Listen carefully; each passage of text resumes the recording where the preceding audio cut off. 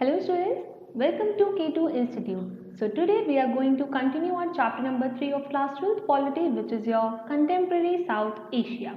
So in the previous lecture we had discussed about the democracy in Pakistan and democracy in Bangladesh, right?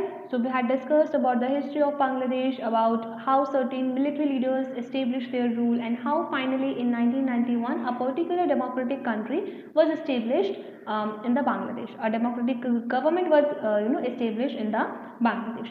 So now in today's lecture we will be talking about Nepal. Okay, so we will talk about the monarchy system that was there in Nepal and how democracy was established in the region of Nepal. Now, if you would see where is Nepal? So Nepal is the neighboring nation of India and it is to the north of India, right? So if this is India, pardon my drawing. So this is your Nepal, right? This is your Nepal. Okay. So Nepal was a Hindu kingdom in the past and then a constitutional monarchy in the modern period for many years. So Nepal के अंदर अगर हम देखें तो population किसकी है? Hindu speaking Hindu religion की, ठीक है. सो नेपाल के अंदर majority of the population is Hindu, ठीक है. एंड नेपाल के अंदर एक्चुअली इनिशियली क्या देखा गया कि नेपाल के अंदर कॉन्स्टिट्यूशनल मोनार्की थी. कॉन्स्टिट्यूशनल मोनार्की का मतलब क्या होता है कि there will be one king, there will be one king. Monarchy system का मतलब तो समझ में आती है ना, मोनार्की मीन्स किंग रूल. तो कॉन्स्टिट्यूशन भी है और मोनार्की भी है, मतलब किंग होगा नेपाल के अंदर और उसकी पावर्स जो होंगी थोड़ी बहुत लिमिटेड होंगी बिकॉज ऑफ दिस कॉन्स्टिट्यूशन, ठीक है. बट किंग होगा, there will be a post of king in Nepal. Okay, so काफ़ी समय तक तो ये चलता रहा, फिर देखेंगे किस तरीके से चेंजेस आए. Throughout this period, political parties and the common people of Nepal have wanted a more open and responsive system of government. Of course, जहाँ पर भी मोनार्की सिस्टम होगी तो वहाँ पे गवर्नमेंट ना तो ट्रांसपेरेंट होगी, ना गवर्नमेंट ज़्यादा रिस्पॉन्सिव होगी, ना ज़्यादा वेलफेयर के लिए कुछ काम करेगी. सो डेफिनेटली नेपाल के अंदर भी what the people wanted, they wanted a democratic government, they wanted the government to be more responsible, they wanted a transparent system, right? So what they did? Okay, but let me tell you about the king. The king with the help of the army retained full control over the government and restricted the expansion of democracy in Nepal. So I just explained you that there was a constitutional government also and there was a king also. Now what the king used to do, because the army was under the control of king, so what the king used to do, king used his army in order to suppress the power of this constitutional government. He restricted the government from taking any kind of political decision. So that is how he was becoming a hurdle in expanding the democracy in Nepal, right? The king accepted the demand for a new democratic constitution in 1990. But because there were so many protests, there were so many revolts, the people were very angry by the king with the king. So finally in 1990 he had to agree कि चलो ठीक है. In 1990 he accepted the demand for a new democratic constitution. उसने कहा चलो ठीक है, एक नया constitution बना लेते हैं, that would be based on the democratic principles. Okay. However, the democratic government had a short and troubled career.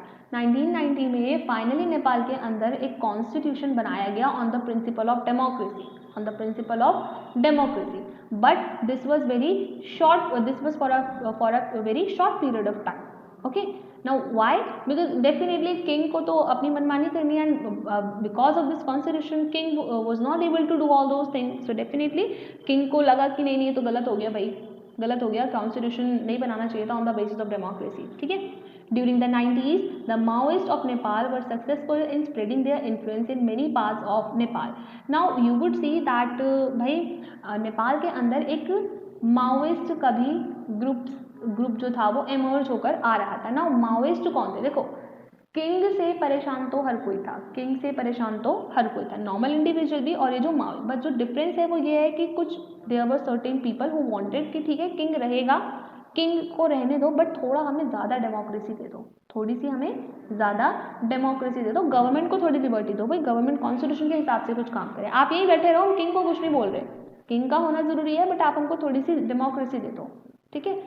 एक तरफ थे आपके माओइस्ट का कहना था कि भाई किंग को ही हटाओ, either use the violent means और यूज एनीथिंग, कुछ भी यूज करो, इस किंग को हटाओ भाई, हमें नहीं चाहिए किंग, हमें पूरा रिफॉर्म चाहिए सरकार के अंदर. We are not happy with what currently is there. तो they wanted a complete reform by the use of arms, because उसका कहना था कि अगर किंग अपनी आर्मी यूज़ कर रहे हैं तो हमको भी क्या करना पड़ेगा, वायलेंस का इस्तेमाल करना पड़ेगा ताकि इस किंग की जो फोर्स है उसको हम डिफीट कर सकें। ठीक है, so we saw the emergence of Maoist in Nepal. They believed in armed insurrection against the monarch and the ruling elite. So they wanted कि हमें हथियारों का इस्तेमाल करके राजा को उसकी पोजीशन से हटाना चाहिए। So इससे होगा क्या, there was a violent conflict between the Maoist guerrillas and the armed forces of the king. Now why these Maoist groups are known as guerrillas? So ये एक टेक्निक है बेसिकली। गुरिल्ला वॉरफेयर का मतलब क्या होता है कि फॉर एग्जाम्पल आप छुप के बैठ जाएंगे पहाड़ों में, ठीक है, आप छुप के बैठ जाएंगे पहाड़ों में जहाँ पर भी दिखेगा कि गवर्नमेंट की आर्मी आ रही है, तो what you will do, you will go there rapidly और वहाँ जाके आप आर्मी में जितने लोगों को मार सकते हो उनको मारकर फिर से वापस आके पहाड़ों में छुप जाओगे। तो इससे होगा क्या कि आप गए, आपने मारा और फटाफट से आप आगे छुप गए, अब ये लोग आपको ढूंढ ही नहीं पाएंगे। ठीक है, तो ये लोग गुरिल्ला वॉरफेयर में जो टेक्निक यूज होती है तो इसी वजह से इसका नाम पड़ा था माओइस्ट गुरिल्लास। ठीक है, so there were violent conflict between the Maoist guerrillas and the armed forces of the king. For some time there was a triangular conflict among the monarchists, Democrats and the Maoist. अब एक time ऐसा भी आ गया था कि भाई तीन groups के बीच में लड़ाई हुई है, एक तरफ तो किंग बैठा हुआ है, किंग लड़ रहा है, दूसरी तरफ जो डेमोक्रेसी चाहते हैं वो लड़ रहे हैं, एक तरफ माओइस्ट, वो कहते हैं कि सारी सरकार ही हटाओ, सब बेकार है, आर्म्स वगैरह लेकर आओ और इन सबको हटाओ। In 2002 the king abolished the parliament and dismissed the government. अब 2002 में फाइनली क्या हुआ, किंग को रियलाइज हुआ कि भाई जो पहले थोड़ा बहुत इनको कॉन्स्टिट्यूशन वगैरह दे रखा है ना, ये भी इनसे वापस लो, ये लोग तो ज़्यादा ही सर पे चढ़ रहे हैं। ठीक है, तो 2002 में क्या हुआ, किंग ने पार्लियामेंट को ही एबॉलिश कर दिया कि ठीक है मैं पार्लियामेंट होगा ही नहीं, तुमको पावर चाहिए, मैं पावर ही नहीं दे, मैं तुमको हटा ही रहा हूँ। ठीक है, सो 2002 में king abolish the entire parliament itself and dismiss the government. जो गवर्नमेंट थोड़ी बहुत बचा कुछ और कर भी रही थी तो वो भी उसके हाथ से छीन लिया, thus ending even the limited democracy that exists in the Nepal. तो 2002 में क्या हुआ कि भाई जो लिमिटेड गवर्नमेंट थी उसको भी क्या कर दिया, एबॉलिश कर दिया। ठीक है, इन अप्रैल 2006 व्हाट हैपेंड, अब अप्रैल 2006 की बात करते हैं तो 2006 में क्या हुआ, there were massive country wide pro democracy protest. जाहिर सी बात है फिर लोग इकट्ठे होंगे, फिर कुछ समय टाइम लगा, देखो 4 साल लगी, बट स्टिल लोग मैसिव लेवल पे इकट्ठे हुए, प्रोटेस्ट किया for the establishment of democracy. तो पूरे नेशन में क्या देखने को मिला, there were pro democratic protest. ठीक है, the struggling pro democracy forces achieve their first major victory when the king was forced to restore the house of representatives that had been dissolved in April 2002। Finally इनको कब थोड़ा सा जीत हासिल हुई, when king finally accepted कि चलो ठीक है हम लोग हाउस ऑफ रिप्रेजेंटेटिव्स की जो एक बॉडी है उसको वापस से इस्टेब्लिश करेंगे, री इस्टेब्लिश करेंगे। पहले क्या करा 2002 में, हाउस ऑफ रिप्रेजेंटेटिव्स को बिल्कुल एबॉलिश कर दिया, उसको डिसॉल्व कर दिया। 2006 में फिर जब लोगों ने प्रोटेस्ट किया तो ये हाउस ऑफ रिप्रेजेंटेटिव्स को वापस से री इस्टेब्लिश किया। हाउस ऑफ रिप्रेजेंटेटिव मतलब वही आपका पार्लियामेंट। ठीक है, हाउस ऑफ रिप्रेजेंटेटिव जैसे इंडिया में लोकसभा राज्यसभा होता है उसी तरीके से house of representatives. The largely non-violent movement was led by 7-party alliance, the Maoists and the social activists।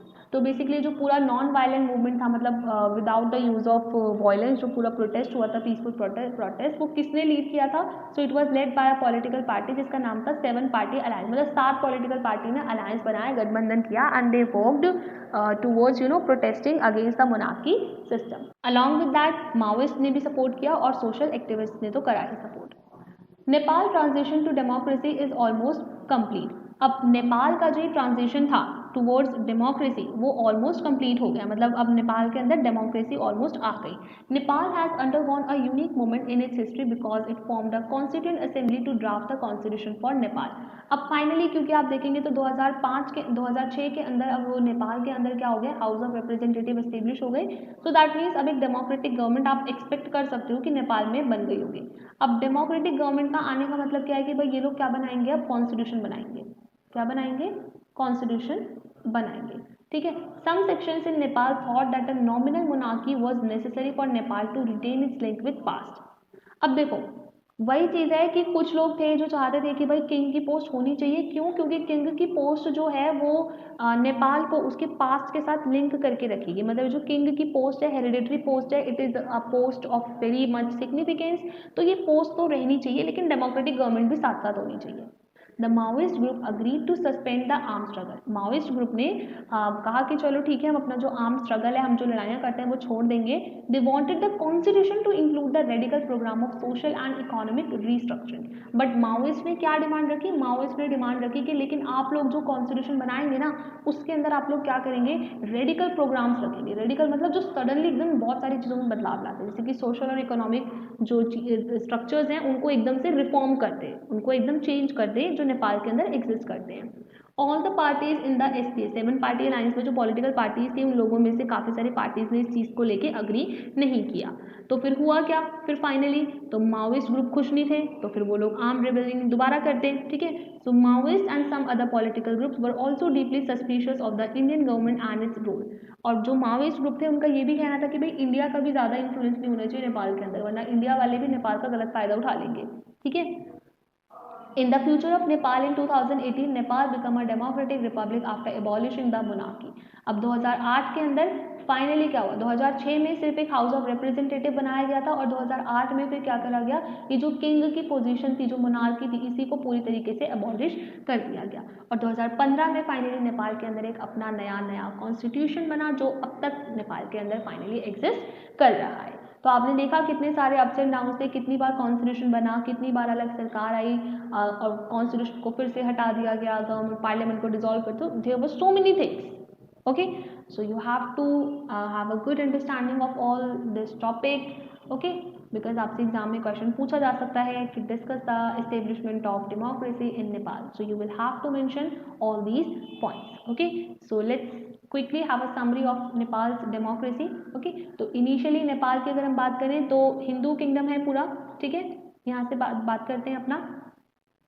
Okay, तो इनिशियली अगर हम बात करें तो हिंदू किंगडम है नेपाल, और यहाँ पे क्या था आपका? कॉन्स्टिट्यूशनल मोनार्की था। कॉन्स्टिट्यूशनल मोनार्की, कॉन्स्टिट्यूशनल मोनार्की का मतलब एक राजा होगा और एक पार्लियामेंट होगा, बट ये जो पार्लियामेंट है ये बहुत रिस्ट्रिक्टेड, बहुत लिमिटेड काम करेगी, बिकॉज किंग बैठा हुआ है अभी। ठीक है, तो initially Hindu kingdom, constitutional monarchy. ठीक है, लोगों ने फिर धीरे धीरे करके प्रोटेस्ट करा, क्योंकि ये जो किंग था he was restricting the expansion of democracy.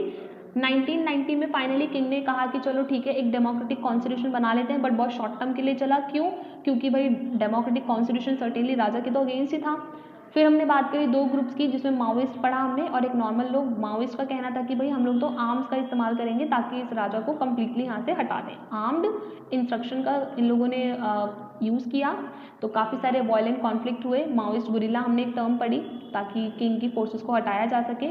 ठीक है, 2002 के अंदर फिर फाइनली क्या करा किंग ने, क्योंकि यहाँ पे बहुत ट्राइंगुलर कॉन्फ्लिक्ट चल रहा था, भाई सब तरफ से लड़ रहे हैं, राजा लड़ रहा है और जो लोग डेमोक्रेसी चाहते हैं, जो माओइस्ट ग्रुप में, सब लड़ रहे हैं। तो राजा ने क्या करा कि जो पहले अभी कॉन्स्टिट्यूशन बनाया था यहाँ पे डेमोक्रेटिक कॉन्स्टिट्यूशन 1990 में, इसको भी अबॉलिश कर दिया कि अब पार्लियामेंट होगी ही नहीं, अब सब कुछ मैं ही करूँगा। लेकिन 2006 में फिर लोगों ने फिर से प्रोटेस्ट करना स्टार्ट किया। इतने लंबे पीरियड ऑफ टाइम के बाद फाइनली जो राजा था उसको क्या करना पड़ा? दोबारा से अपना जो हाउस ऑफ रिप्रेजेंटेटिव था उसको वापस से रीएस्टेब्लिश करना पड़ा। ठीक है, जो डिसॉल्व करा था पहले 1995 के अंदर। तो अब फिर फाइनली क्या हुआ कि जो आपकी न्यू गवर्नमेंट आई, इसका 7 पार्टी थी, 7 पार्टी अलायंस, इन सब ने मिलकर लड़ाई लड़ी और उनको फाइनली फिर एक पार्लियामेंट मिला। और इसके बाद भी कहानी खत्म नहीं होती, इसके बाद लड़ाई शुरू हुई कॉन्स्टिट्यूशन बनाने की।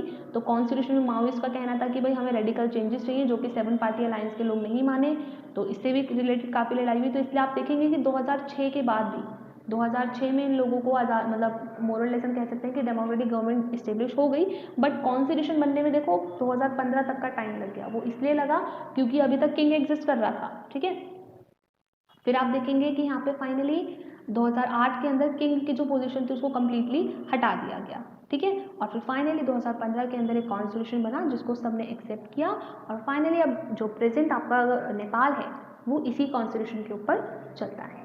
सो I hope the video was clear to you. Thank you so much for watching.